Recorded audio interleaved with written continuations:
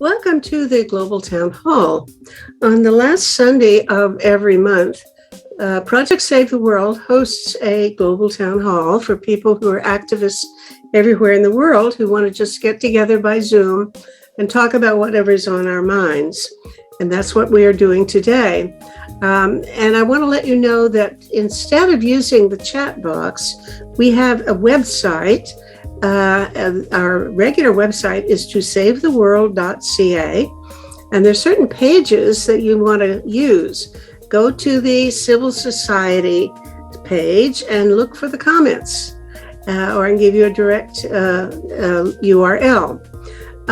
If you want to post an event, you have to go to the events column, and we'd be very happy to have everybody in the world tell us about some upcoming activity that you expect to be holding or hosting, and that you would invite people to join online or in person.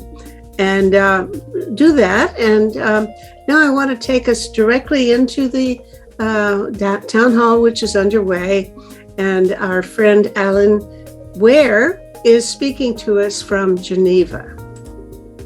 Definitely, I'm active as you are also, Vita, and I'm very honoured to be able to join the board and to continue to support the wonderful work that you've been doing and keep it going. The town hall meetings, the Peace magazine, and the different topic areas. It's all really helpful, and you've been one of the people who's made connections with so many of the issues and brought in a combination of good political analysis and also action. Which is, what I like. I think it's very, very good. You've been bringing, academics and analysts together with activists, and to me, that's a wonderful mix.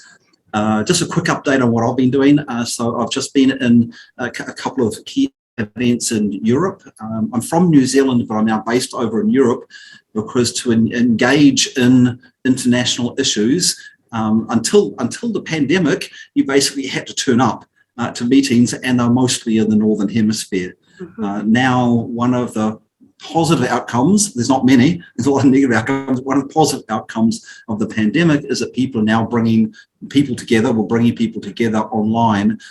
So it's not so necessary to have to travel and be in the Northern Hemisphere the whole time. But there are quite a few things that have been happening recently. I was at the Stockholm Plus 50 conference in Stockholm. I think that's where we did a press release that you may have seen, Meta. That's 50 years since the first really important international environment conference, which was 50 years ago in Stockholm. And this was sort of more a hybrid event in terms of the constituency. It wasn't primarily an intergovernmental. It was sort of like a mix of government and civil society. And so the final statement and push was a mixed one that came out, which means it's not as binding on governments, but the mix of engaging of civil society and governments was pretty good. I was there partly with PNND, a network of parliamentarians, and we did an event in the Swedish Parliament, but also with a number of other Right Livelihood laureates. And so that's the statement. We did a joint statement of Right Livelihood laureates. Over half of the Right Livelihood laureates around the world joined it, just outlining we should say a little bit about what the Right to Life laureates are. Oh, okay. I mean, I know who you are. It's wonderful. Okay. It's sometimes called the Alternative Nobel Prize. Is that right? Yeah, that's correct. It was originally there was an idea to make a fourth Nobel Prize, which was focusing more on human rights and the environment and non-violence, because the Peace Prize was sort of being taken more to a strategic framework, the way the Nobel Committee was awarding it. So there was one of the descendants of Alfred Nobel and Jakob von Uexküll, who came as a person to fund it, and said, let's set up another prize, as I said, for human rights campaigners, environment campaigners, grassroots, non-violence. And the Nobel Committee didn't sort of really go along with it, so they set it up as a separate award, and that's what the Right Livelihood Award is. It's been around about 35 years now, I think, and it's the laureates are, in a sense, representative of really good grassroots campaigns that are pushing on these issues, and it's a very good network. So I'm one of the the Laureates. I got it for being involved in anti-nuclear work in New Zealand, helping make our country nuclear free, and also helping to get peace education into the New Zealand curriculum. My first career was as a teacher, and that was my main my main job was peace education. So the right livelihoods have some influence, I guess, because of the policies they've helped create in their countries, or the human rights issues they've raised, or the environmental issues. There's also a whole lot of what's called right livelihood colleges. I think there's about 10 of them now, where students are encouraged to look at the issues and the examples of the right livelihood laureates and see how to take forward. And again, it's a very activist-based curriculum in the right livelihood colleges. So that's the sort of group that I was mainly working with at Stockholm Plus 50, highlighting 6 key proposals. And I'll put the link in the comments page that you mentioned, Netta, so people can see that. Because what we're also going to do is take that statement. We're not just going to leave it in Stockholm. We present it at the Foreign Minister of Sweden, but we'll take it to COP27 as well, in order to keep the connection between those going and to highlight things. One of the key is the Right Livelihood outfit working on global warming as well as peace issues? Oh, yeah. And just what I was about to say, one of the key calls was on climate change, because what is required, to protect the climate is more than what's in the Paris Agreement, and it's much more than what the governments are doing. We have to move faster to fast track the transition from fossil fuel-based economy to green economy. The governments aren't doing that. So how do we put pressure on them?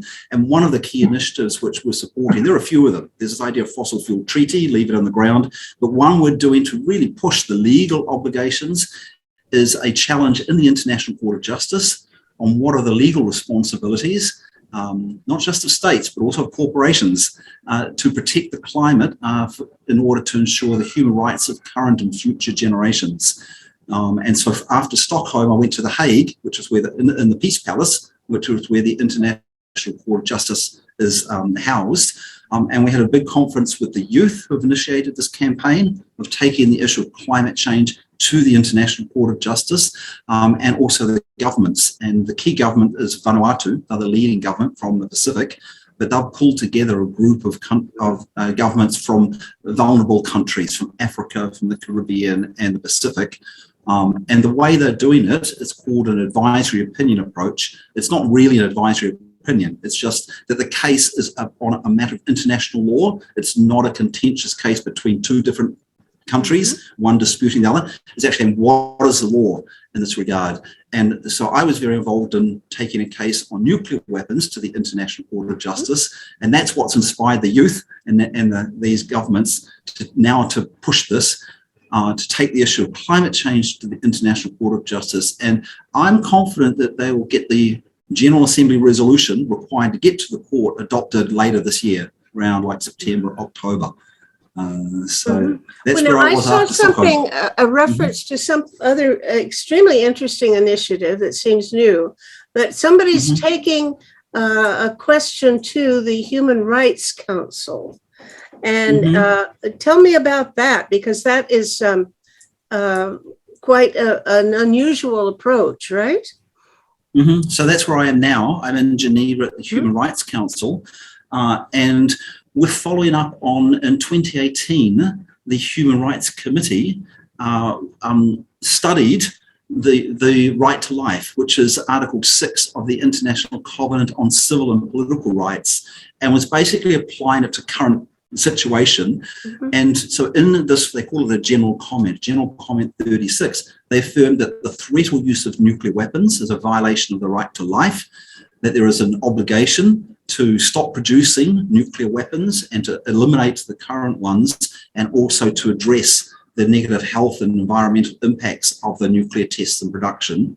So that was on the nuclear weapons side. The committee also affirmed that climate change is a violation, or threats, there's a threat to the right to life. So what we're doing now is, like every country in the world is a member of the International Covenant on Civil and Political Rights. They all have obligations under that covenant. The one sort of exception is China, which is signed but not ratified, but it still applies to them because they've signed it. So in the human rights treaties, there is what's called a review process of countries' obligations, both negative and positive, what they can't do, what they should be doing. And it goes in a cycle. So every so often there's a group of countries up for review. It's called the Universal Periodic Review. And then there's another group of countries up for review. And in that review process, civil society can come, make submissions, make recommendations, ask questions. And if the Human Rights Council itself picks them up and goes, oh, we think this one's important, we think this one's important, they direct them to the government concerned, and that government has to respond. It's a requirement under being in the human rights. So now we're taking up, as I said, these two issues in the Human Rights Council as another way of pushing the legal obligations to protect current and future generations of nuclear weapons and climate. What do you think the odds are that they will respond? So the governments generally respond. It doesn't mean they respond well. The Human Rights Council, though? Because if they get to pick and choose which ones they want to emphasize, they certainly are not going to pick one that's going to rile up the P5. Well, in the Human Rights Council, there's 38 countries, and so there are a number of anti-nuclear countries that are on there. But so far, I mean, they hadn't really picked this up because no one's really brought it to them. They've been addressing a whole lot of other human rights issues that that come their way. The right to free association, democracy, land rights, indigenous rights, women's rights, children's rights. All these are the ones that traditionally are put in front of the Human Rights Council, and then they will look at the ones that they think are really important to address to each country that's up for review. The nuclear weapons and climate hasn't really been raised with them yet. Climate is starting to. So I'm quite confident they're going to pick up at least a couple of the questions for what we're doing. But to do that, I have to be in Geneva, and actually go and meet up with them. You do the corridors. You basically go to the Human Rights Council. You find which government you want to talk to. You sort of, say hello to them. You ask if they've got time to chat. We'll do a side event. We'll hold in, invite them to the event, and then hopefully they'll see, oh, this is an important question. We should take it up in the Human Rights Council. Right. Listen, I think there are a lot of people here who may want to have questions to you. Sure. So I'm going to put this on gallery now for a moment and see, is there anybody here who wants to put a question to Alan? Here's it, Glenn Anderson. Yes. Thank you. Yeah, I appreciate hearing about this. Some of this that Alan's been talking about, I know. A lot of it I did not know. So thanks for bringing us up to date on this. On any kind of an issue, whether it's a local community level issue or a global issue, the real changes, the positive changes have to come from the bottom up. They will not be gifts from the top down. The governments will not say, oh, we'll give you this gift of a clean environment or whatever. It's got to come bottom up. And so a lot of the work that I do is helping people organize nonviolent grassroots movements so that from the bottom up we can change things. Alan, could you discuss the what you're saying in the context of grassroots organizing so that it's ordinary people taking the lead on this? Can you tell us your insights about that? Yeah, I would say it's not one or the other, because grassroots might be able to organize well and mobilize, but we don't have access to introduce a resolution in the UN General Assembly, or to even make a oral statement or a written statement to the International Court of Justice. We have to have allies with governments to do that. So, for example, this issue of taking the issue of climate change to the International Court of Justice, it started with the group Pacific Island Students Fighting Climate Change. They got the ball rolling and said, hey, we need to take this probably one of the most important issues in the world to the most important judicial body. And so we want people to support us. And they built up a network of youth throughout the world called the World Youth for Climate Justice. So it's spread to youth around the world. And then at the same time, they started talking with governments and took it to the Pacific Islands Forum and got a lot of Pacific Island governments interested. And then they now have partnership. So the event that I went to, in The Hague, it was a partnership. We had the government of Vanuatu, there talking about how they're getting more countries on board. We had the Pacific Island students talking about how they're engaging the youth. We had the lawyers saying this is the law that we can bring to the court. We had the political activists saying this is how we can ensure that the powerful lobbies don't thwart the whole process. So it's a partnership. And I think with anything, if we want to affect policy, we need to have partnership. And that the constituency that I'm mostly involved with that I haven't yet mentioned is parliamentarians. We also need to have partnership with parliamentarians because they are the ones who hold the purse strings of the government. They're the ones who will push policy in order to make sure governments participate in these events and check if they're actually doing good or just doing whitewashing of stuff. So again, partnership between civil society and parliamentarians is very, very important. So I agree with you, civil society is vital, but partnership is what's going to get us to have effective policy change. Thank you. I'm going to sorry, there's something more, Glenn? Any other? I was just agreeing with him that the partnership is important, and very often people see things as like one or the other. And there's a tendency to do top-down stuff and not do enough bottom-up. And I appreciate Alan's sense about the partnership aspect. Thank you. Okay, I'd like to actually introduce Paul Werbos to Alan Ware, because both of you are going to be on the board of directors and you haven't met yet. So I just want to say hello, Paul. You want to say how to do to Alan. Hi, Alan. Meta knows I've been worried about climate things for a long, long time. In fact, Meta did some shows with the leading scientists who are tracking where things are really going. And frankly, what's hard for me is to maintain a spirit of hope. Because when I look at all of the barriers to doing the really effective things, they really worry me a lot. At one point, the IEEE, you guys probably know what IEEE is. You better explain it. Because I better explain it, right? Okay. It's the world's largest technical society, more than 300,000 people, maybe more than 400,000 in nations all over the world. It used to be called the Institute for Electrical and Electronic Engineering, and then it grew bigger and expanded its scope. So, for example, one of the biggest problems with climate change is net greenhouse gases from making electricity.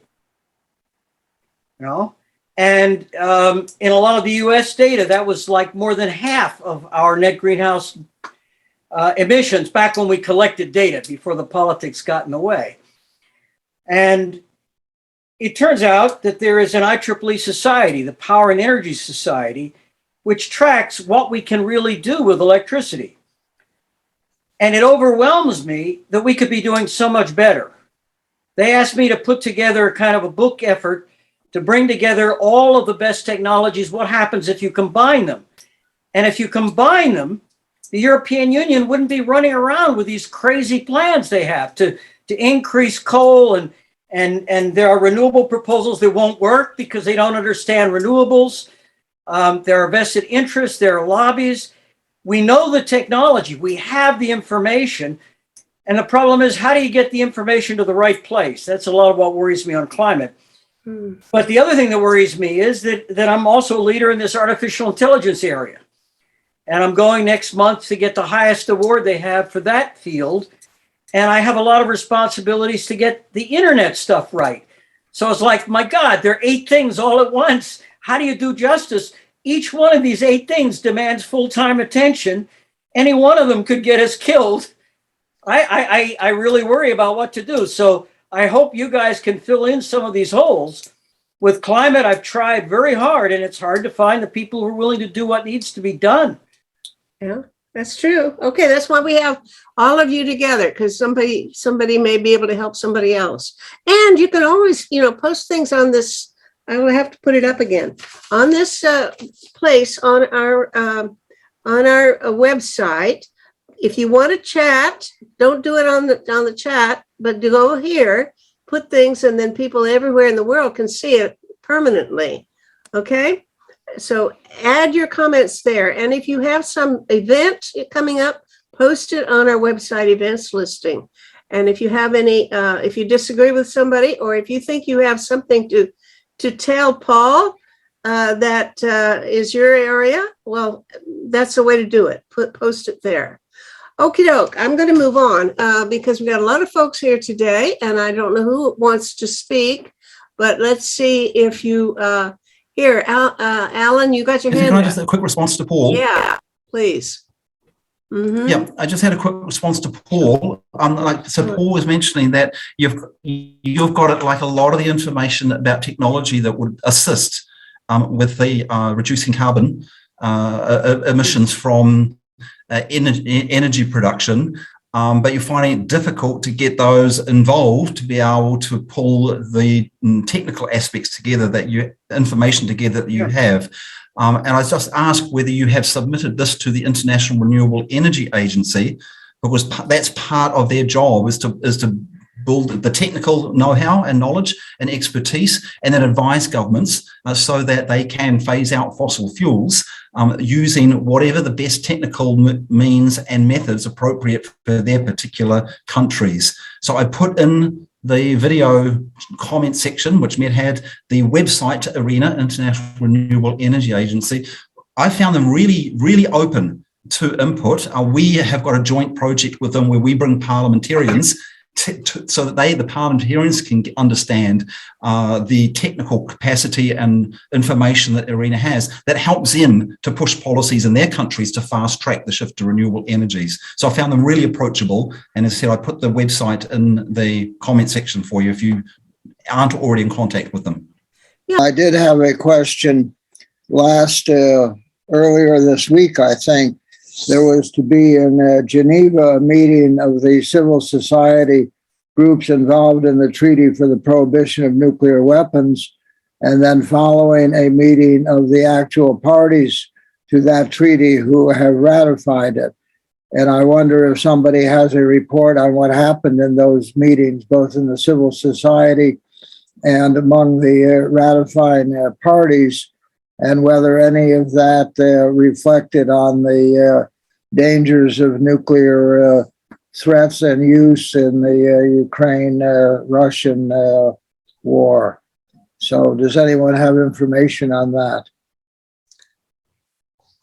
Anybody?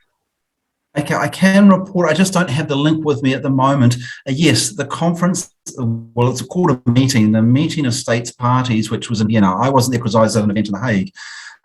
But they did release a joint statement, and the statement definitely did talk about the threats of nuclear weapons use and resulting from policies of nuclear weapon states, and they also, supported non-use of nuclear weapons, as well as working towards the elimination of nuclear weapons. So I think the statement was quite a good one coming out of the meeting of states parties. They know that the nuclear weapon states and most of the allies aren't going to join the treaty at the moment. So instead, they're using their collective voice to put out, the importance of nuclear risk reduction and then disarmament eventually. And so I think that was a wise approach of the meetings of states parties. I don't know about the civil society meeting, sorry. I haven't seen a report from that one. I believe I'm going to move on to invite Charles Tauber to tell us what's going on in Vukovo, Croatia. Sure. Okay. I just wanted to give a general update on what we're doing. And it's a huge amount, actually, at the moment. We're getting more and more requests for groups. We're going to have, I think, 3 groups in the Congo now. Hold on. We need to tell people who you are and what you're all about. Charles is a psychiatrist in Vukovar working with the survivors of war who are psychologically traumatized, because he believes that psychotherapy is an extremely important factor to contribute to peacemaking. Go on, Charles. Sorry, I'll say a little bit about more about what we do very quickly. We basically give education on and I've put this, by the way, in the comments,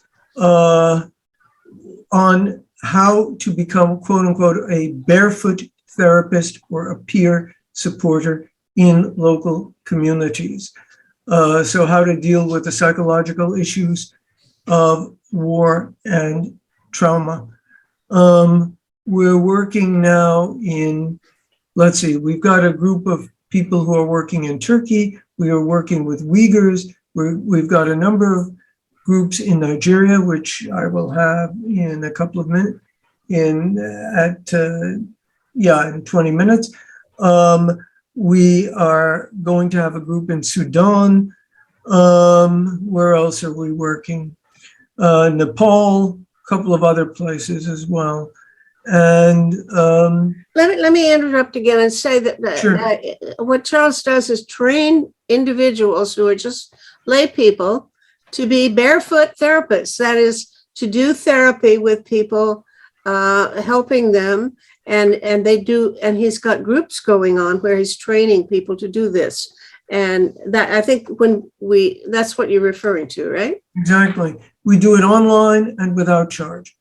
Mm-hmm. And we're going quite crazy right now because we're getting quite a number of requests for more and more groups. We have one group, by the way, working with Ukrainians. We're going to have another meeting on that tomorrow and see people want to expand that. As I say, the groups in Turkey Turkey is absolutely going crazy right now. Why? What's the matter? Well, what's happening is that there's a very strong anti-foreigner movement, strong anti-refugee movement, great deal of fascism, a great deal of, anti-everything, it seems. Is this connected with support for Erdogan? Yep. Is he whipping it up, or is it spontaneous? No, he's whipping it up. And there is a certain amount of spontaneous stuff because there are over 4 million refugees in Turkey at the moment. Huge numbers of people. Well, he did one good thing. It struck me as good, and I don't know that it's done, but I read that he's in the works doing something. That, there's this problem of getting the wheat out of Ukraine. It's going to rot, and they're not going to be able to sell it, and it's food shortage around the world. And he was going to do something to facilitate this.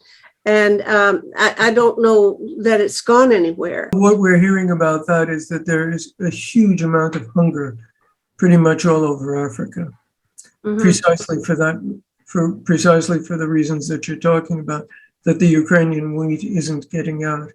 We're also, and the Ukrainian refugees are suffering. There's also, as I mentioned last month, a huge amount of racism within Europe, pro-Ukrainian and anti-everything else, anti-African, anti-Middle Eastern, large numbers of Afghan refugees. And now, of course, the earthquake is going to make that even worse. So we're kind of going crazy here with the number of groups that we're being asked to do, with the amount of stuff we're being asked to write. And quite frankly, it's very, how shall I say it? It's very discouraging. It's very difficult to deal with on an emotional level for us as well. Charles, I just had a thought. I know that there are a lot of retired psychiatrists in the world.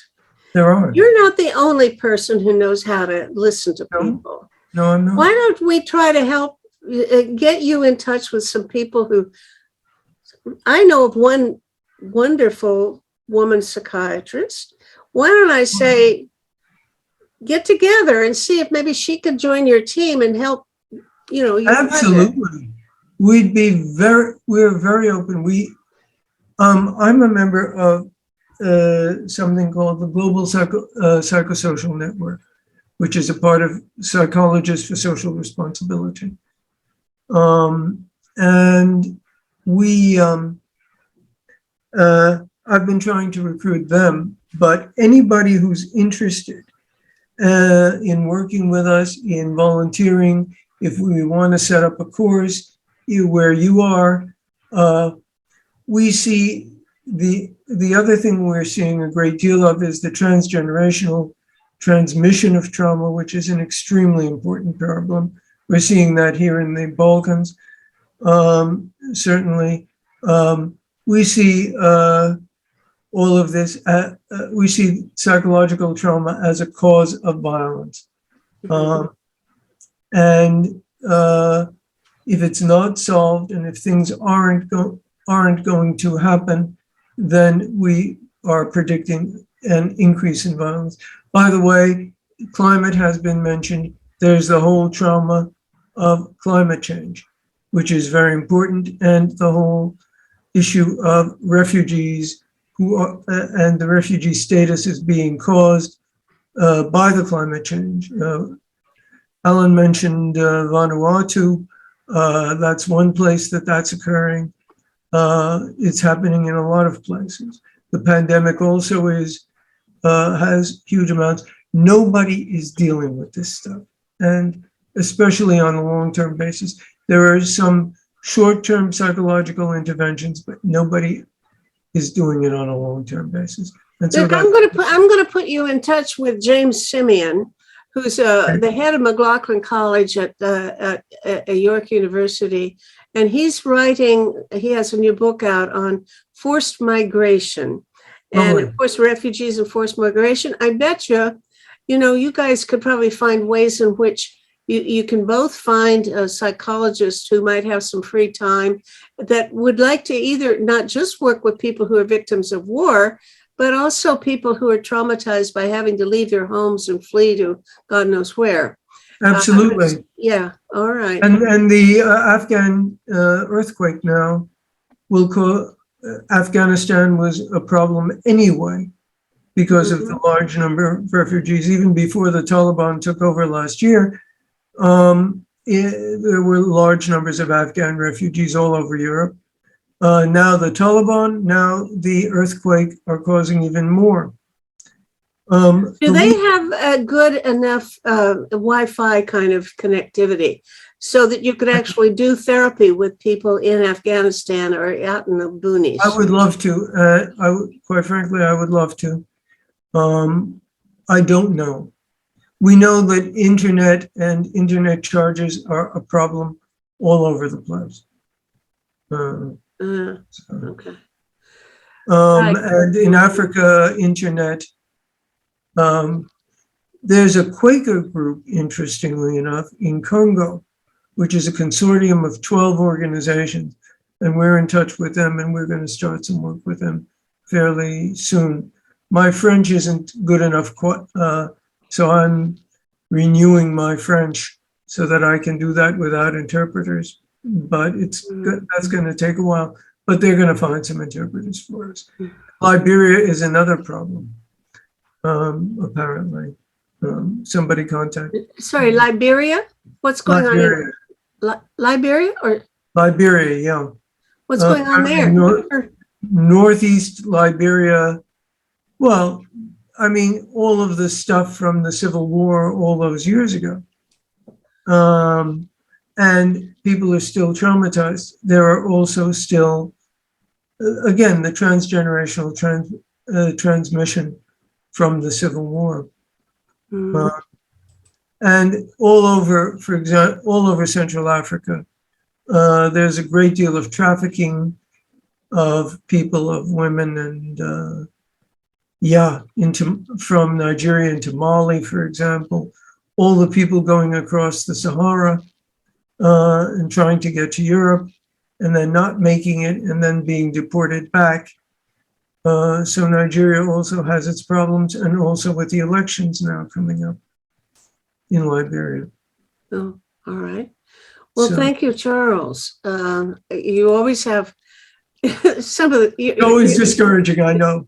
The gloomiest messages always come from Charles. So anybody got any happy stories to tell? This is a nice time to put your hand up. Okay, well, so I'm a writer, educator, filmmaker, partly retired, but I find my activism keeps me busy as as much as my brain cells can keep percolating. So I've been very busy the last 10 years in Midwestern Ontario fighting against 2 proposed deep geological repositories for radioactive waste, and working with farmers to try to stop the current high-level repository being aggressively pushed forward by the Nuclear Waste Management Organization.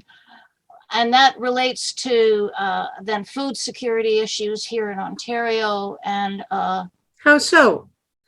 How does food security have to do with nuclear repositories? Because the one of the 2 sites that are being aggressively sought after by the NWMO is on prime farmland in Midwestern Ontario. And aside from more than 1,000 acres being taken over by the NWMO, which has purchased or leased 1,500 acres of prime farmland, then theoretically the DGR shaft could go down about 500 to 600 meters and then eventually contaminate the aquifer. So through time, I totally believe that the containers will corrode and fall apart and the radionuclides will go across watersheds. I mean, and then transfer throughout the Great Lakes Basin, which was why you use the word DGR. What is that, if you don't mind? Yeah, sorry. Deep Geological Repository. Oh, Yeah, I mentioned that a minute ago. So it's Deep Geological Repository, and the acronym is DGR. So, and this is high-level waste from the reactors in Ontario, or what? Across Canada. Like, Oh, yeah. so they want to have one site, either on prime farmland in Midwestern Ontario in Canada, or up in Northern Ontario on Crown land surrounded by First Nations who are already dealing with issues of contaminated water caused by various mining projects over decades, and trying to get justice and trying to get their voices heard, because they're supposed to be allowed to give their consent before anything goes forward. So, so I mean, and this DGR is currently around the world only a concept. The only constructed DGR based on a Swedish design thought up a few decades ago has begun in Finland, and it's getting towards the end of its construction phase. That's the only country where this type of DGR has been constructed with a diagonal ramp going down, but it still has to seek an operating license, which it does not yet have. Meanwhile, the NWMO in Canada is constantly publishing misinformation that various DGRs exist around the world and they're fine, but there's absolutely no science to verify that this can be safe.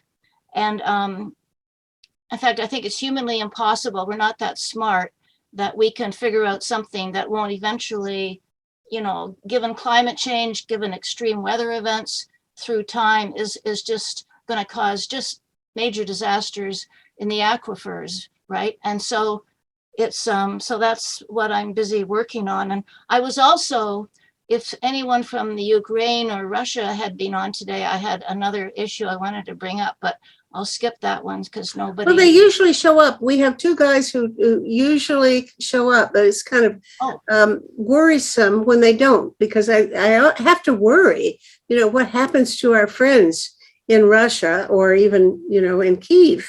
Yes. If they're not here, are they okay? Right. Don't know. But the food security, but what really upsets me since the provincial election in Ontario is, believe it or not, only 43% of the Ontario population came out to vote this time, which is a historic low. And it is appalling. I mean, just the apathy is just so frightening. Like, how can we fight for justice, social justice and environmental justice, unless people get off their asses to care enough about doing something either at grassroots levels, but also to lobby their politicians. And consequently, because only 43% bothered to vote, the Conservatives came back stronger than ever. and everything is about development, development, development. And they have destroyed so much farmland in the last couple of years. It is frightening. So that's Tell me how you're working on this. You have some organization you're working through. You're trying to lobby the government, or what is it you're trying? Pragmatically, how are you working? Pragmatically, I'm what I do is a lot of independent science research, just voluntarily, because I've got a lot more education than a number of the local folks where I live now, and so I'm helping the farmers who are who organized in the municipality of South Bruce in Bruce County, who call themselves Protect Our Waterways, No Nuclear Waste. So I give them as much science information as I can and analyze council minutes and keep up with all of the meetings to see the manipulation of the NWMO. But the other unfortunate thing is that, journalism is in crisis in Canada, and therefore journalists are really not covering the story to inform the public what's going on. Thank you. Yeah, I agree with Sandy's concerns. I live in Washington State, in the western half of the state. In the eastern half of the state is Hanford, the nuclear waste capital of the Western Hemisphere. It's the most toxic point in the entire Western Hemisphere. And the Nagasaki bomb plutonium came from there. And it's been a nuclear weapons site and nuclear power site since the 1940s. And just like what Sandy's expressing about Ontario, we have that in the eastern part of Washington State at Hanford. There is no real solution for nuclear waste, but the nuclear industry, both the nuclear energy part and the nuclear weapons part, keep generating more and more and more and more waste. There's no way to deal with it. At Hanford, what they did is they buried it this waste will stay deadly radioactive for hundreds of thousands of years. They buried it in barrels that rusted out after 50 years. They also just dumped it into trenches where it has been leaking into the aquifer and into the Columbia River. So the Columbia River, from that point on down until the Oregon border and out west to the Pacific, is radioactive and has been for many, many years. And there's just denial. The US government spends billions and billions of our tax dollars on corporations that are supposed to be cleaning up the stuff. They do not clean it up. They fart around and don't do real cleanup because there's no remedy for it. But they soak up billions of dollars of our tax dollars every year. There's massive corruption, no matter which company they contract with. So there are people paying attention to this. There's a great nonprofit organization called Heart of America Northwest that works on this, and there are other people working on this. But just like what Sandy's experiencing in Ontario, it's a problem with no solution, but the people who have the political and economic power, governments and corporations, want to pretend like they're dealing with it, and they're not. They're just making things worse. I should mention Tricia Pritikin. Tricia is going to be one of the editors of Project Save the World's website, and she having to do with radioactive contamination. She is herself a victim of the Hanford leaks. Her parents worked at Hanford during the days when they were making bombs. And she was exposed in utero to radiation, and it lost. Her father died of it, and a mother eventually, a baby brother. Whole bunch of the family members have been affected or died of exposure from their proximity to Hanford. She is a lawyer, and she collected a whole bunch of other people who had been victims of the Hanford radiation exposure and wrote a book about it. She has gone to court to try to get compensation to these victims, and so on. So her book is called something, I think, The Hanford Plaintiffs, At any rate, look her name up if I don't have the title quite right, but I know the word plaintiffs is in there in the title, and her surname is Pritikin, Pritikin or En. Tricia is her first name, and it's a very useful book for people wanting to know all of the effects of Hanford on the environment around that terrible place. All right, thank you so much, Glenn. A reader of Peace Magazine, basically. Terrific. That's my main connection. I'm a retired English professor at York. I'm involved a little bit with local agricultural issues in the agricultural preserve in Pickering and Markham that is connected to provincial lands.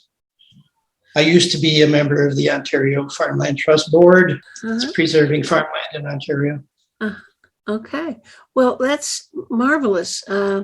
And thank you for, I'd like to know every one of our readers from Peace Magazine. So it's always a treat to find one of you that I haven't ever talked to before.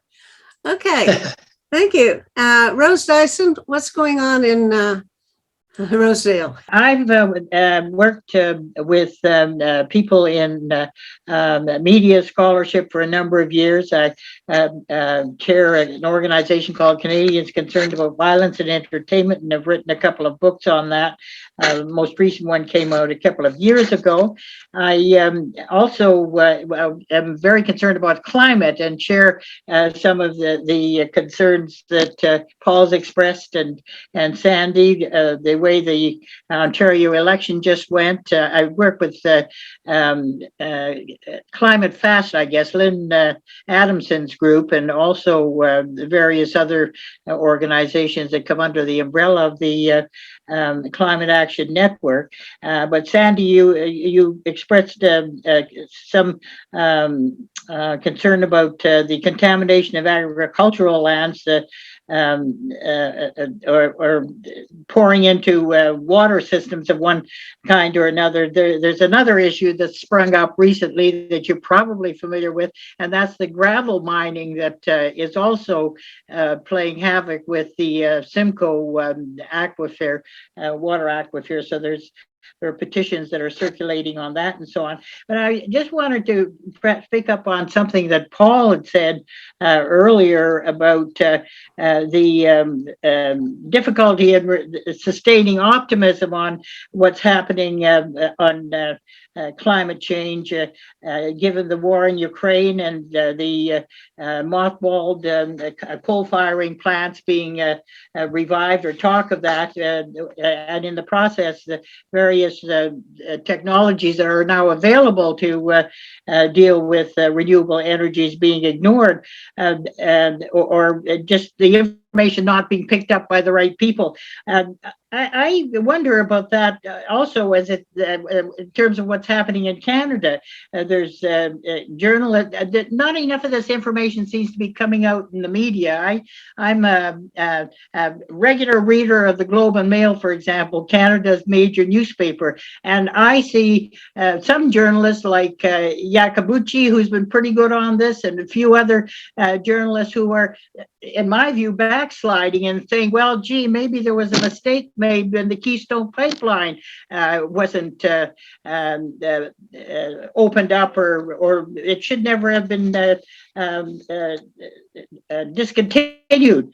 So what is being done, or what do you think needs to be done to make sure this information gets out a little more to those of us who might be able to do some lobbying on it? I also work with the Toronto branch of the World Federalists, and we're always looking for ways to amplify the message on the urgency of addressing climate change.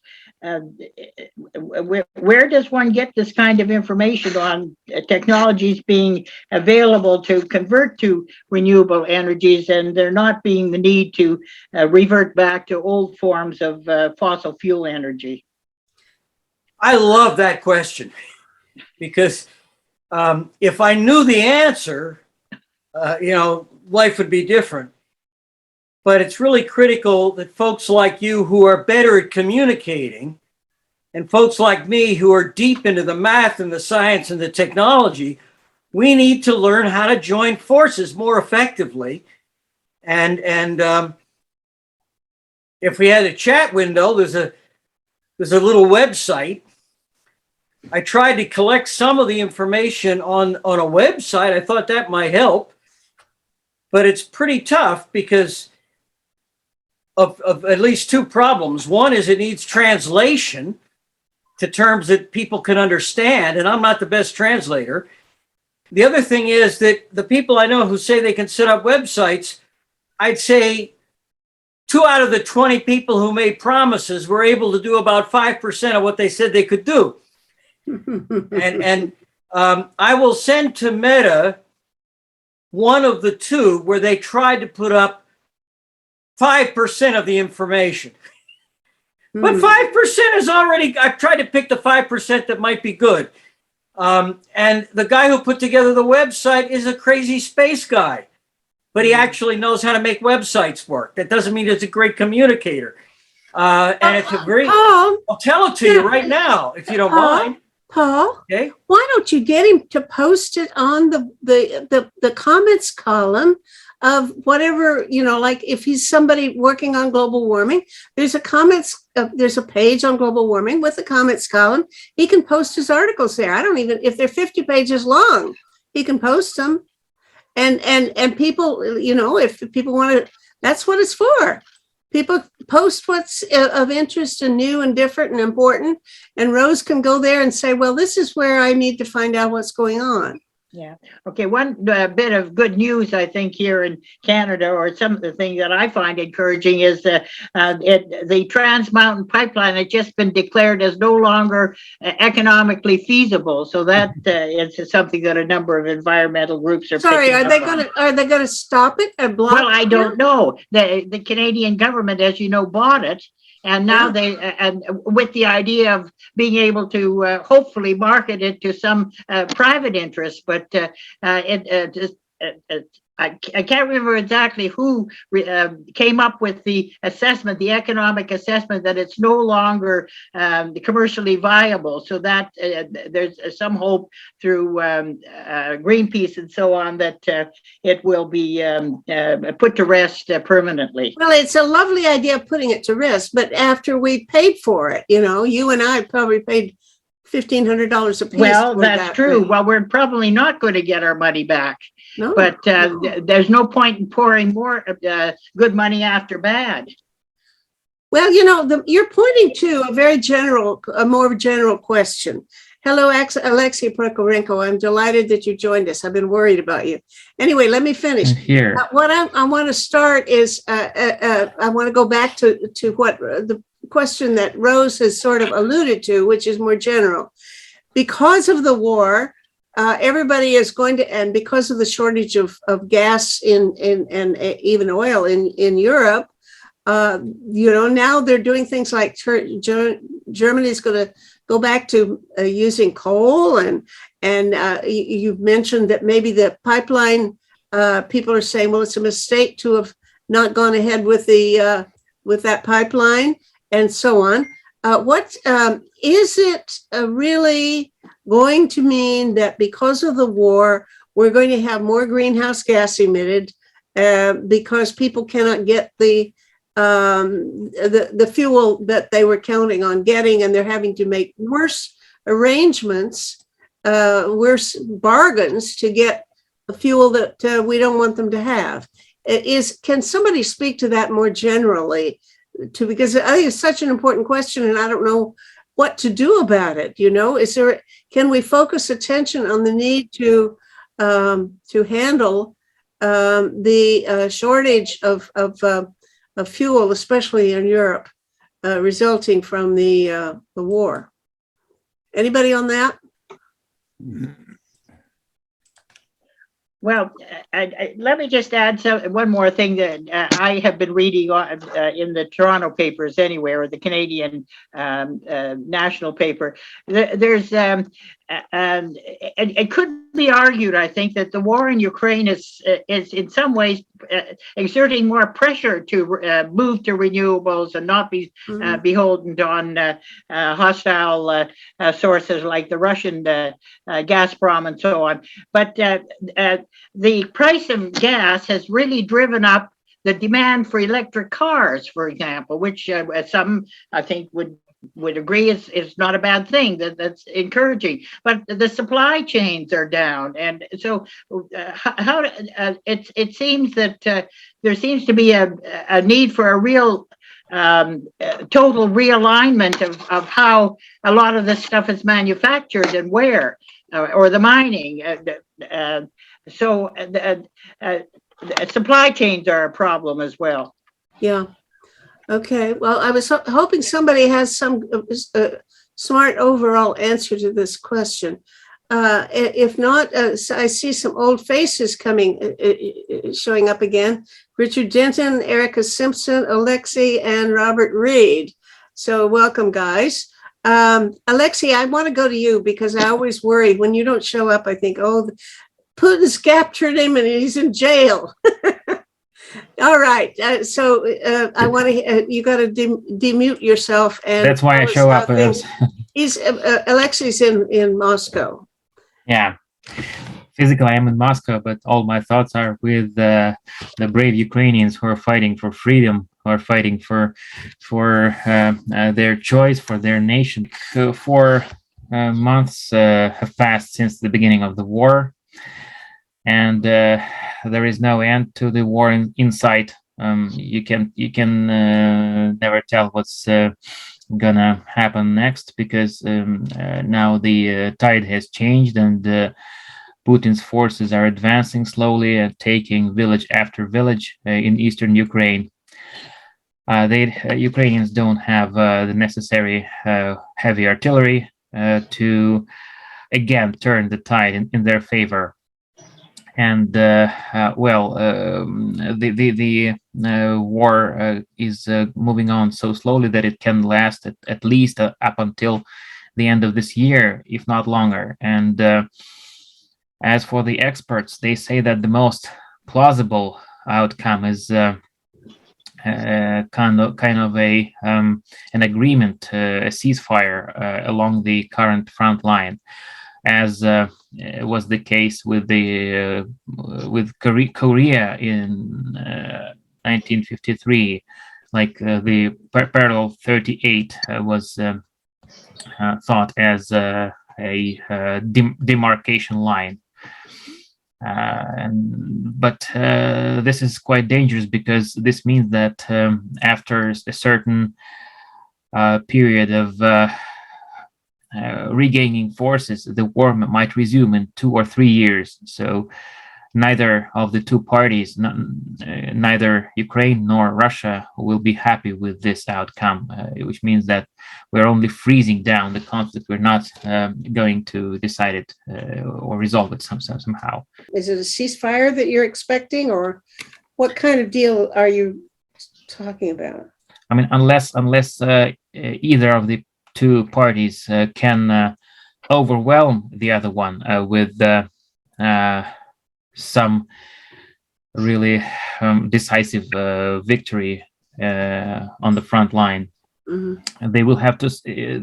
The war is slowing down really, and they will have to settle somehow. So there is no obvious way for either of the sides to prevail right now. And the most plausible outcome would be to call the front line the border right now, and the Russian propaganda will call it a victory. They will say that at least now we have liberated, quote unquote, the Donbass. We have destroyed some of Ukraine's military infrastructure. We have secured a land connection to the Crimea. The Crimea now has access to fresh water from the Dnipro River. which could be called a victory for internal purposes by the propaganda.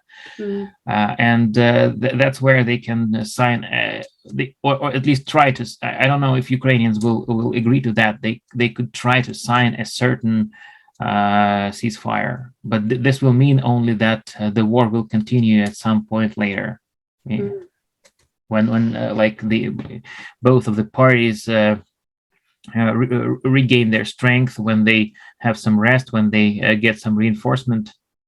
It's been a month since we talked. What has gone on? Anything special this month that would make it the situation look different for anybody living in Moscow? Well, they say that half of Moscow, the mayor of Moscow, is not really politically active, and they say that's because Moscow is split in two halves. Half of the people support the war, while the other half doesn't. So it's a great input that I've received the other day. It means that 50% of people in Moscow do not support the war, according to some internal surveys. But the prices are rising. The shortages are already there in terms of some gadgets, some imported products like clothes or something. So people start to feel the economic part of it, and maybe this will change their opinions. Well, we have the impression here that, in fact, Russia is just benefiting enormously from this war financially. They're getting all of the price rise, all the gas and oil are going up in price. Of course, they're not selling it to Europe, but they're sure able to sell it elsewhere, and that they're making a fortune, That is right. It's like, I think it's $120 per barrel. What they do is they sell it at a great discount to countries like India, which then mix Russian oil into a certain blend of oils, and you cannot tell which molecule comes from Russia, which comes from other countries. They do that, but that is sold at a great discount for what I heard. Then, of course, the very price of oil enables the regime to earn lots of money. But on the other hand, yes, the ruble is quite strong right now compared to all the years since 2014. It's surprisingly strong. Amazing. Initially, it's amazing how they could, but that's not the market price of the ruble, because there are certain limitations on currency exchange. You cannot just buy dollars or euros. There is no free market of currencies. No stock exchange is working. Is operating right now. So you don't know the market price of it. It's all artificial, you could say. And then there is no import. So there are very few goods that you can actually import. You can actually make domestically. One of the articles that I read recently was about like some basic product like bearings for railway carriages. Even that kind of stuff is not possible. It's not possible to make it without American aid, without American technologies, and that's why many people are out of work right now. So it's a bit difficult for them. Maybe these economic difficulties will kind of help them change their opinion. You say that you think that half of the population in Moscow opposes the war. Well, now that's an interesting point, and I wonder how you know. But also, we hear that 80% of the whole Russian population accepts the war and promotes Putin's position.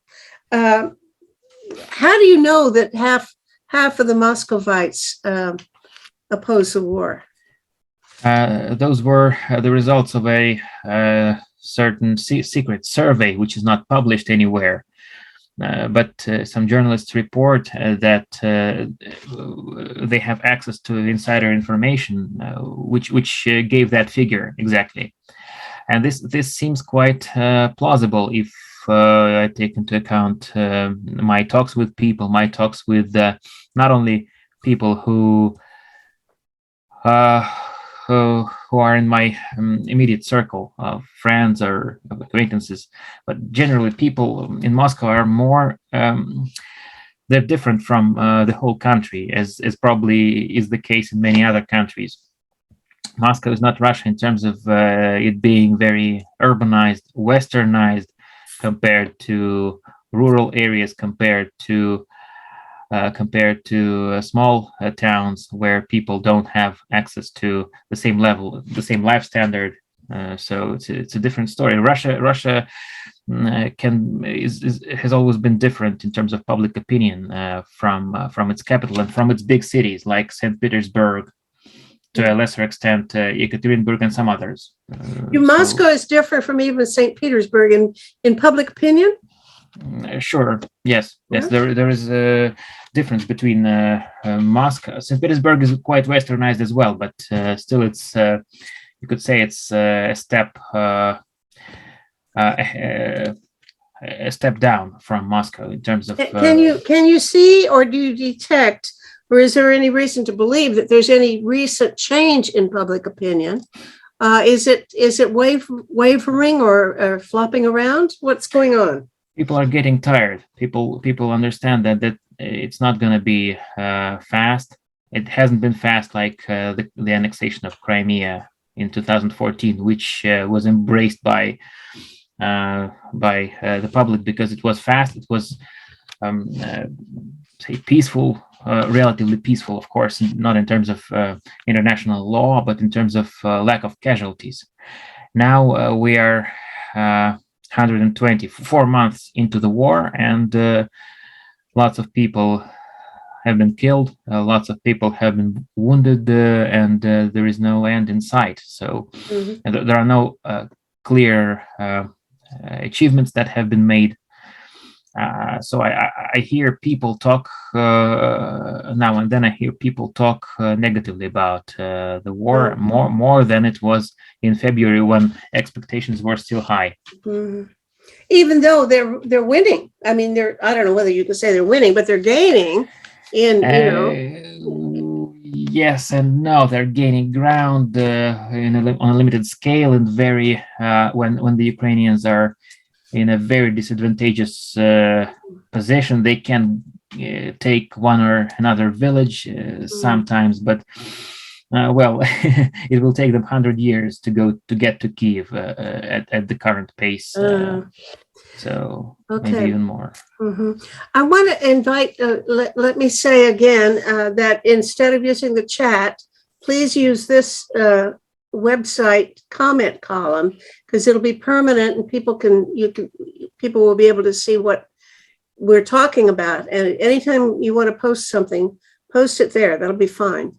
And if you have an event coming up, be sure and post it on the events column of the website to savetheworld.ca.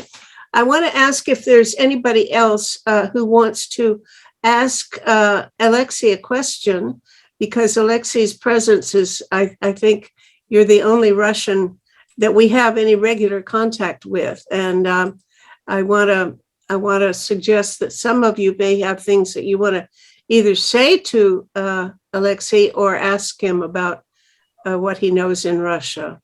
So please, I would like to ask him something. Yeah, Rose. Alexei, it's been reported in the news today that just in the last 24 hours or so, there was a fair number of bombings of Kiev or near Kiev. And so it's interesting and reassuring to hear you say that it'll take them 100 years, the Russians, to get to Kiev. But this is a little unsettling, is it not? No, I mean, get to Kiev with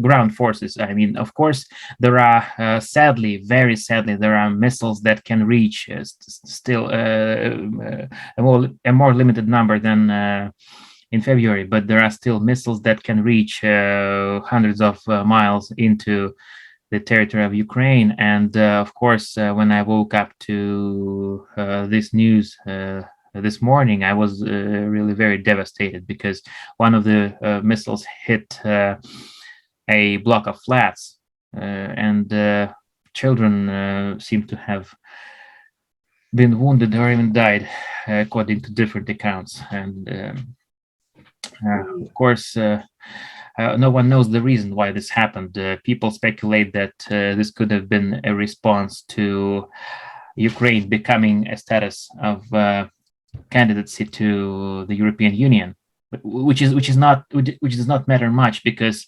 the way from candidacy to membership can take 28 years.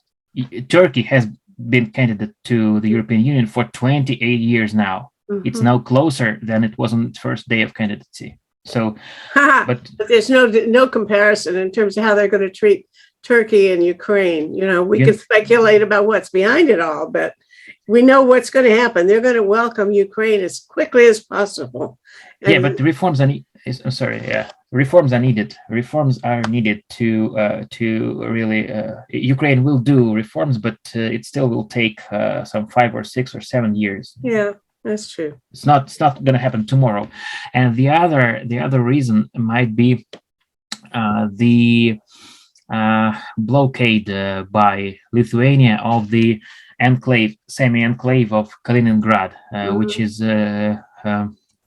is really something that has made Russian authorities quite furious. You could also, of course, deliver goods by sea, but it's expensive and it's really lengthy. So it might be a kind of vengeance for that. No, it's only all speculations, but behind all those speculations, there are wounded children. Alexei, thank you very much for joining us. I have several questions. One is, how are you getting your information?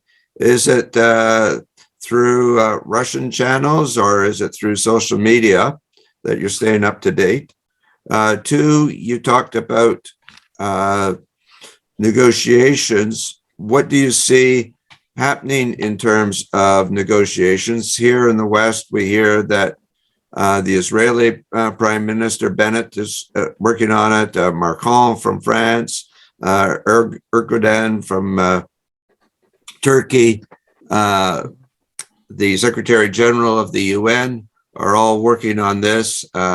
We in Rotary are interested in also pushing for peace negotiations. So what is the stand on that? Mm-hmm. And a third question is, here in the West, because of the war, we're seeing inflation. Are you seeing that in Russia? And four, what is the unemployment rate? Mm-hmm. So first things first, I almost never watch Russian state TV because it's not reliable. It's all propaganda, according to my opinion. It's not because I'm consider myself a dissident. It's because the way they provide the information, it's not reliable, it's not fair, it's not honest. It's almost always based on very primitive information techniques, like imposing information on people. It's not so. Nothing is complicated. It's not complex to detect those tricks. I mostly get informed by social media. I read a number of Telegram channels where insider information is being published. I talk to I talked to some of my friends who happen to have access. Of course, you don't believe all that. You don't believe all of what you hear, because you have to really curate it all very carefully and use reasonable judgment. It's really difficult to make out what's right and what's not so right. But the general picture is more or less shaped by social media. I would say that's number one. You had 2 or 3 other questions. Yeah, sure. Then, as for the negotiations, as for what I know, the official negotiations were stopped early in April when Mariupol was taken. It was taken. It was first surrounded. People lived under the ground. They had to spend like 1 month under the ground, and then when that happened, the official negotiations were stopped. They say that they will resume in August. So that's what they publish really in certain sources, certain very limited free press outlets. I've heard about Prime Minister Bennett taking an initiative in possible negotiations, but for what I know, his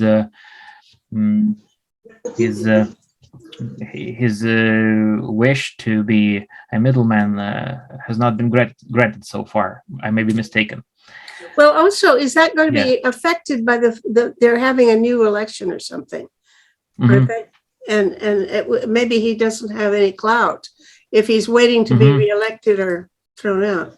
Anyway, I don't know. Go on. Emmanuel Macron has won the election, and he had partial success at parliamentary elections in France, which means that he has more clout. He has more of a free hand in. Well, yes and no, but he got his wings clipped this week when he's not going to have the kind of numbers in Parliament that he thought he would. It was not a total. It was a semi success. Half of success. Then, as for the inflation, of course, we are cut off from foreign. From all kinds of foreign markets right now, so I can only judge by some news reports about the inflation in the rest of the world. So we are in a kind of besieged fortress, like it was in the times of the Soviet Union. But as for the Russia proper, that's what your question was about. We do have. Inflation, as I said, miraculously, the ruble is strong. It has strengthened itself really dramatically, but the prices are going up dramatically as well. Oddly enough, the prices are unreasonable. Not only in the enclave of Kaliningrad, where they're double those of European prices. So meat and basic foodstuffs. The prices in Russia are also going up.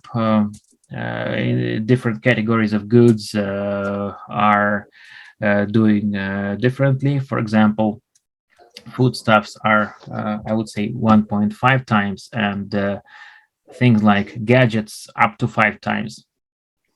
You cannot buy a Samsung phone in Moscow, an Apple phone, an iPhone, or there are very limited numbers of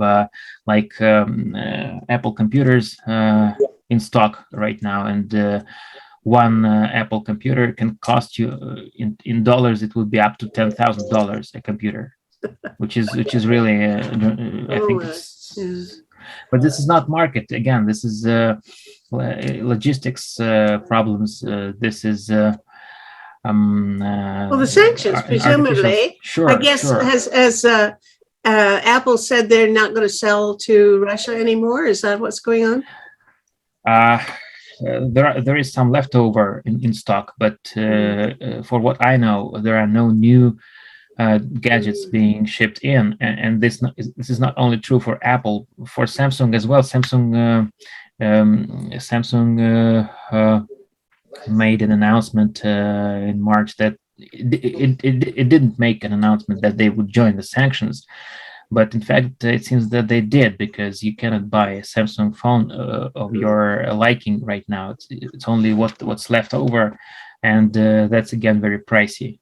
Yeah, Richard asked about unemployment. Yeah, I have it on my list. Unemployment.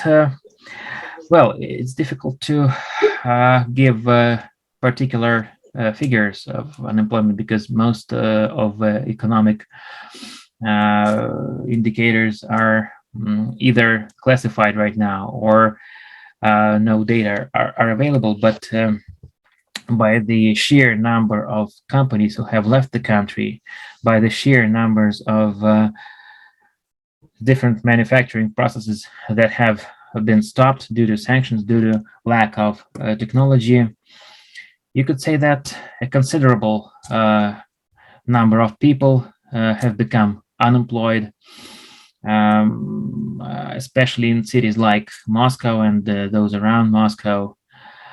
Although, for example, my hairdresser, she's doing fine. I visited her on Thursday, and she wasn't even noticing anything. So is something happening? Yeah, she's doing fine, as she always was. So, all right. Well, thank you so much. I think we've pretty well worn you out, but hang on, and because I'm always open. Yeah, there's one more question, please. I'm ready. I'm ready to talk endlessly if you allow me. Thank you. Okay, Sandy Greer, you had your hand up. Sandy. Okay, thank you. So hello, Alexei. So hello. I have a question. As a documentary filmmaker, a few days ago, our national organization in Canada had a very passionate debate for hours to give feedback to one of our filmmakers who wondered whether she should submit her documentary film to the Docker International Film Festival, which is happening in Moscow, I think in the coming weeks. And it kind of ended up 50-50. Some people like radically against the idea because of Putin's war. And then there were other people like me who said, well, what about the Russian people who are against Putin? And isn't it a better idea not to totally cut off all Russians from the human family and be able to have, like, support a film festival which can show films from around the world and perhaps give some inspiration and hope to help the Russian people against Putin to be able to be stronger in fighting against the regime and in order to transform it. So that was my position. But I wondered, first of all, have you heard about this film festival in Moscow? And do you know how the Ukrainian filmmakers feel about it, and if they're participating, and if there's still the European partners this year, which always supported the festival in previous years? Or so, I mean, I was just wondering how other people are responding to this festival, or is there a boycott going on? What was the name? I'm sorry. Of the festival? In English, it's DOKER. Dogfest, yeah. Yeah. Yeah, of course, I've heard about it. It's a documentary film festival. I actually haven't heard the story this year, but judging from the situation, no Ukrainian ever would ever agree to come, at least this year. Most of the European film directors and filmmakers would not agree to that either, because really Russia has become, Russian authorities have become kind of toxic, and consequently Russia as a country has become toxic. And of course, there are people like me who oppose Putin's regime, but no one really takes us into account, because if there are 100 people who are for something and one person who is against, then everyone judges by the 100, not by the one. Mm. On the other hand, I'm very grateful to you for bringing this up, for supporting at least spiritually the people who oppose the regime. And I think in my perception, the sanctions should be strong, but the economic sanctions only. The information should be open to people. The other day, I received a message from New York Times. They extended my subscription up to the end of December. I thought it was kind of a gift to me from someone, but many of my other friends, especially those who teach English or who interpret from English, they also got the same kind of extension, free of charge, absolutely free of charge, because, as you know, we cannot use our banking cards physically. Technically, we cannot pay for our subscription, but New York Times did just that. So it extended subscription for Russians, which is quite smart, because people will thus have access to information, and there is a whole initiative to address technological companies like Google, like Facebook, to not block Russians from the information, because if I don't get access to the New York Times, this will not stop the war. This will not stop the killings, sadly. But blocking me from like BBC,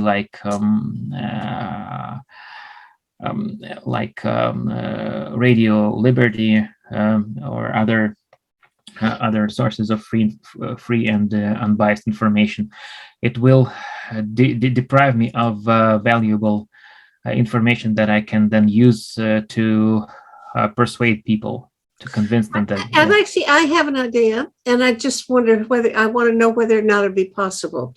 You see, I have just the same Zoom capacity that anybody else does. There's nothing usual, particularly. Well, I do have a YouTube channel, but the main thing is that any one of you could say to all of your friends, "I'm going to have a conference call, a town hall or whatever, on such and such a time. Here's the URL. Come and join me, and we'll have a conversation." You could do that. Sure. Now, I think that maybe Russians could do it too. Now, if you decided to do such a thing, and you asked me to send invitations out to all the people who've been coming to the town hall, so that if they want to hear your town hall, they should do something at this such and such a time, and here's the URL. Could you do it, and what would happen to you if you did? I don't know if I don't think anyone would care, although it's a matter of good luck or bad luck. You never know what is going to happen. Officially, you'd be in trouble, but they probably wouldn't catch you, right? Yeah, sure. They're not smart. They're not that smart normally, because like KGB officers have never been smart. Well, suppose you got together with 3 or 4 of your friends who are also opposed to the war, and you decided to have a conference call with people in the West who just want to keep in touch with you, because I want to see you. I want to be in touch with you, and I'd come. And suppose you did this. It would be great. Or you could ask somebody in the West to set it up and just make sure that you invite all your friends. Sure. And let's work on that. If you're game for it, like I'm game for it. Diggity. I'm game for it, and we'll talk about it. When the negotiations resume, if it's in August or sooner or later with Putin, maybe it could open with Putin being asked, what would he want totally in order to permanently stop any military action or any aggression? What is the full package that he would want to completely stop and permanently agree to that? And start from there, because it may very well include NATO, it would probably include NATO retreating in various ways, even Ukraine being annexed by Russia, maybe several things like that. And then the West can seriously consider acquiescing to most of those conditions. But in return, there would be two conditions, part of it, that if most of those demands of Putin were granted, two things would happen. NATO and Russian forces, conventional forces, would openly and simultaneously completely or almost completely dismantle both sides in Europe. But the second one would be that Putin would agree to enter into an agreement with the other 8 nuclear weapons possessing countries, to an agreement whereby nuclear weapons by those countries would be eliminated and the facilities used to make them, plus they're prevented from coming back by extension of the International Atomic Agency safeguards already in place in most of the world to prevent electrical production by nuclear materials being audited and controlled, just extension of that. So this is my thought. Start by see what Alexei has to say about what you've said. Alexei. Yeah, what Putin would actually want if he had everything he wanted to permanently stop an agreement, what would, and find out what that is, and then go from there, bargain backwards, but also with these other two propositions, military disarmament and nuclear disarmament. Alexei? Well, I think it's a matter of trust, is everything in is a lot of things in our life, and as the whole of international politics, it's a matter of trust. People have to trust each other. Putin does not trust the West, and the West does not trust Putin. And any agreement would thus become kind of null and void from the first moment of its entry into force, because how would you control that nuclear or conventional weapons be dismantled if the parties do not trust each other? So we yeah, I think we made that point. I think it's pretty evident. Yeah. It doesn't need elaboration. Okay, I think I want, we only have about 10 minutes left.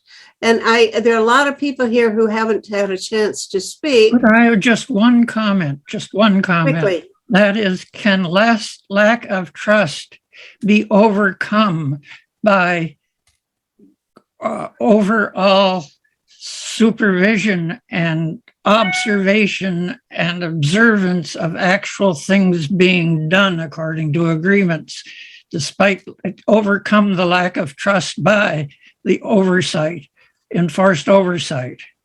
Can that be overcome?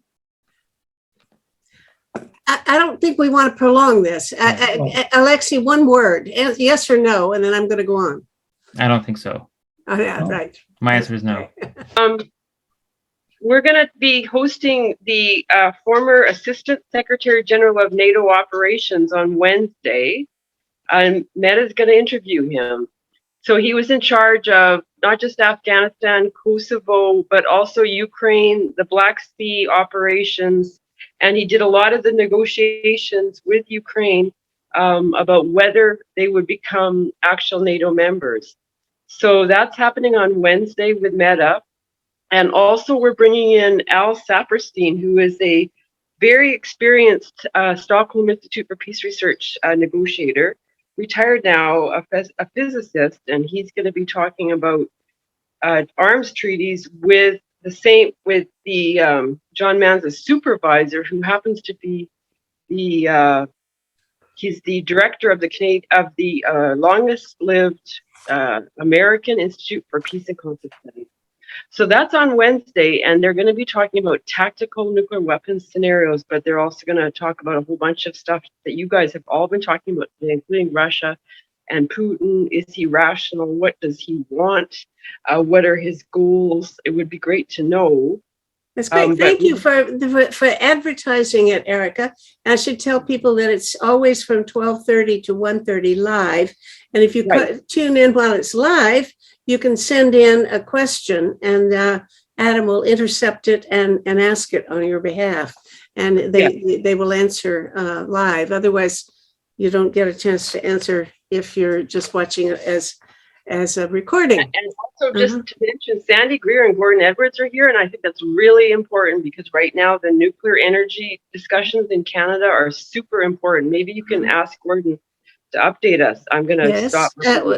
Sandy has already spoken, but Gordon has not. Gordon, give us the inside word on something or other. Canada is pursuing a combination of reckless approaches to nuclear. First of all, they're depending on small modular reactors as an answer to climate change, which is foolish because it's too slow, too expensive, too untested. So that itself is a dead end, I believe, but nevertheless, they are pursuing it.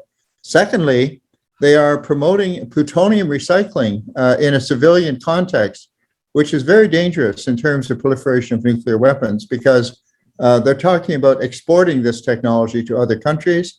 And why they should be proposing this is ridiculous, but there's absolutely no rationale for it in any urgent context in terms of fighting climate change. We have an abundance of uranium. We have an abundance of nuclear reactors, even if they were good for climate change, which I don't believe they can solve much of the problem at all. The third thing that Canada is being reckless about is adopting approaches to radioactive waste management, which are reversing many of the international agreements that have been made up until now and setting a very reckless example for the rest of the world. Essentially providing the idea that you can just pile up your waste in a surface mound 5 to 6 stories high right beside a major river, and that's okay for getting rid of radioactive waste on a permanent basis. So I do believe that the people should be very concerned about the downturn that has happened in Canadian policy. What's happened is that up until a few years ago, up until the change of leadership from Harper to Trudeau, the Canadian nuclear industry was in the hand of Canadians. Now it's in the hand of multinational corporations. And these multinational corporations are preying, I believe, on Canada's weaknesses in order to get an economic industrial advantage for themselves. And I think that this is something Canadians should sit up and pay attention to, because it's not going in a very constructive way, either for Canada or for the rest of the world. That's about all I'll say at the moment. If people want to hear more about this, we can do it another time. I want to. May I agree with him? Yeah, please. But before I do, I just want to call attention to the fact that Gordon is going to be on the board of directors as the director in charge of radioactive risks. And I want to basically introduce you to Paul Werbos, who's going to be also on the board. So you two guys will get acquainted. So Gordon, maybe some people don't know that you're referring to Chalk River, right? So that's the other huge, there's a whole list of issues, but Sandy, it's not just Chalk River. Chalk River is simply one example. Port Hope, they have 2 gigantic mounds at Port Hope, which they're building, which are less than 3 kilometers from Lake Ontario. One of them is less than 1 kilometer, 700 meters from the lake. And these mounds contain like 1 million cubic meters of radioactive material, which has lifetimes of millennia, and yet they're only designed to last for 500 years, possibly 1,000. And there's no plan for what do we do as an encore. the point is that it really sets a terrible example for the rest of the world. Imagine if everybody over the world says, hey, this is what Canada is doing, let's do that. And already we have some of our Canadian nuclear utilities, such as OPG and New Brunswick and New Brunswick Power, saying we would like to do this same process of a giant mound, which they're doing at Chalk River as well, for intermediate level waste. Now, intermediate level waste is far more radioactive and far more long-lived than the low level waste.